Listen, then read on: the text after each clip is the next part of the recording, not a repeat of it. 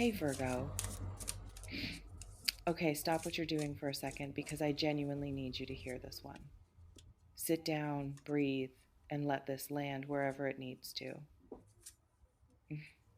There are things that happen once in the entire arc of a person's life that defy every pattern that came before them.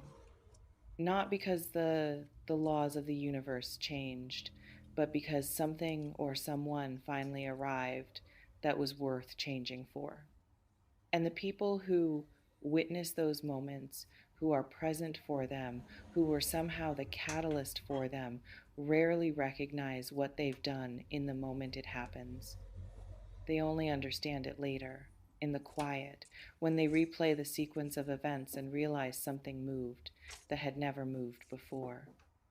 And it moved because of them. You may be that person for someone. Let me tell you about walls.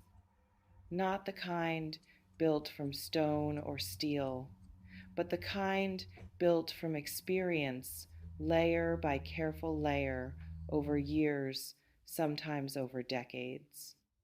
Built from every moment someone extended themselves and found nothing waiting on the other side.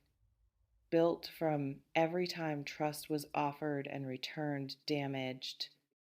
Built from the slow, accumulated exhaustion of a person who decided at some point that the cost of openness was simply too high and that living behind glass was safer than living in contact. These walls don't look like walls from the outside. They look like confidence or independence or the kind of self sufficiency that other people admire. They look like someone who has it together, who doesn't need much, who moves through the world without visible wounds. But behind them, something has been waiting, patient, exhausted, and privately desperate for a reason to come out. This reflection invites you to consider: have you ever sensed somewhere beneath the surface of your interactions with this person that what they were showing you was not all of what they were? Because there is a particular kind of perception that some people carry a sensitivity so finely tuned that it registers what others miss. The micro expression that contradicts the casual tone, the pause that lasts a fraction of a second too long, the way someone's eyes move when a certain subject grazes the conversation. And it's possible, genuinely possible, that you have been reading this person with an accuracy that they themselves may not have been aware of. That you saw them, really saw them, before they were ready to be seen. And here is where it gets extraordinary. Being truly seen, not the performance of yourself, not the curated version, not the face you've learned to wear in the presence of people who can't handle the rest of you. Being truly seen is one of the most disorienting experiences a guarded person can have. It dismantles something quietly, without permission, without announcement. It reaches through the glass and makes contact with the thing behind it, and the thing behind it, having been untouched for so long, doesn't quite know how to respond. Some people respond by retreating further. Some people respond by becoming uncharacteristically, almost alarmingly honest. And some people, the ones whose walls were always more fragile than they appeared, respond by doing something they have never done before, something that surprises even themselves. This reflection invites you to consider: what was it about the way you showed up, the way you engaged, the way you simply existed in proximity to this person that may have made the unprecedented feel for the first time possible?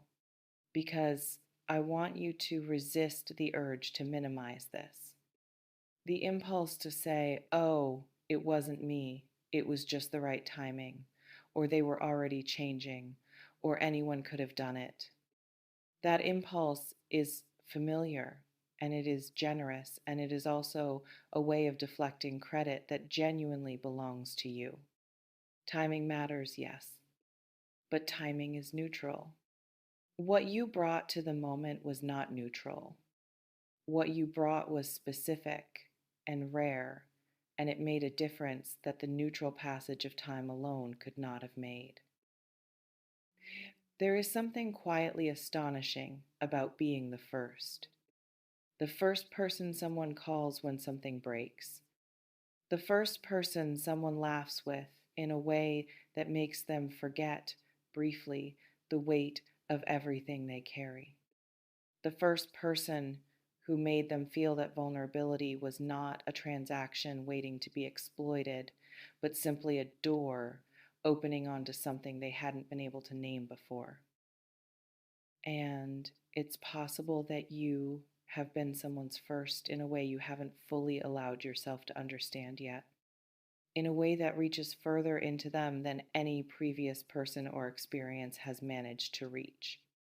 Not because you tried harder than everyone else, but because you arrived differently, because something in the particular frequency of who you are resonated with something in them that had never been reached before. This reflection invites you to consider, what does it bring up in you to sit with the possibility that your presence alone, without effort or strategy, has been genuinely transformative for someone? Because for some people watching this, that possibility is deeply uncomfortable. Not because it isn't true, but because receiving it as true would require something, a shift in how you understand your own impact, your own significance, your own right to take up space in the lives of others without apology or qualification. And that shift, as necessary as it may be, is not always an easy one to make.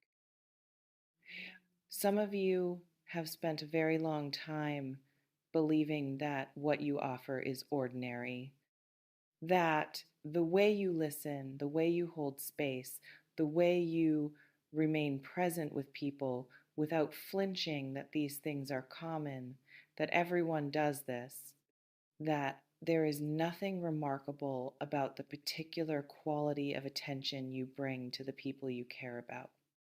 And that belief, however sincerely held, is simply not accurate.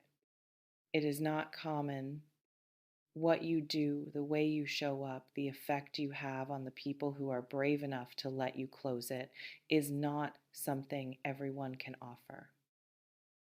And someone somewhere in your life may have just discovered that for the first time in the most personal, unmistakable way possible, by finding themselves doing something they have never done before and realizing with some combination of surprise and relief and terror that you were the reason. There is a kind of power in being someone's first that carries enormous responsibility alongside it, because people who have never opened before don't always know how to stay open. The unfamiliarity of their own vulnerability may frighten them, at moments back toward the walls that kept them safe for so long. And if that happens, if you notice a retreat, a closing, a sudden return to the distance, it may not be about you at all. It may simply be the reflex of a person still learning that the open air is survivable.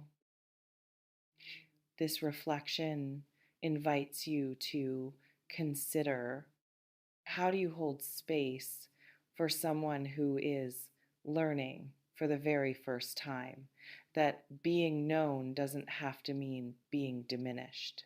The power is yours. It always has been. The power to be exactly who you are without performance or pretense, and to trust that who you are is enough, more than enough, to reach the unreachable parts of the people you love. You are the first person ever to get them to do this. Not eventually, already. In the quiet accumulation of every moment, you chose to show up as yourself, without armor, without agenda, without anything other than the full and specific weight of your presence. Trust yourself with this. What you've already done, without even fully realizing it, is rarer than you know. I want to hear from you in the comments because this one feels important. Has someone ever surprised you by doing something you never thought they were capable of? And did you recognize your own role in that?